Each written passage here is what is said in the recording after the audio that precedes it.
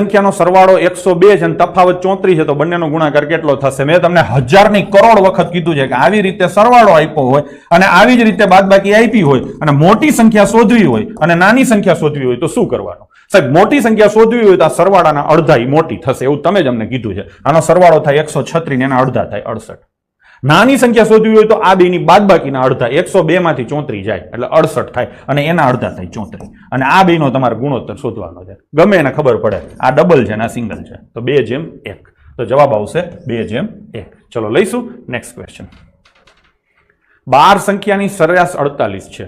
દરેક સંખ્યામાં 4 નો વધારો કરવામાં આવે તો નવી સરેરાશ કેટલી થાય? દરેકમાં જે ચેન્જ આવે ને એ સીધે સીધો સરાસરીનો ચેન્જ ગણાય. અહીંયા તમે સમજી લો ને આ 12 સંખ્યા છે, આ 12 દાગીના છે, માની લો તમે આ 12 દાગીના છે, દરેક દાગીનો 48 48 નો છે, બધાય 48 48 ના છે, બધાયને 4 4 આપ્યા તો બધાય કેટલાના થાય? 52 52 52 ના. તો સરેરાશ કેટલી થાય? 52. તો જવાબ આવશે ઓપ્શન બી. સારો.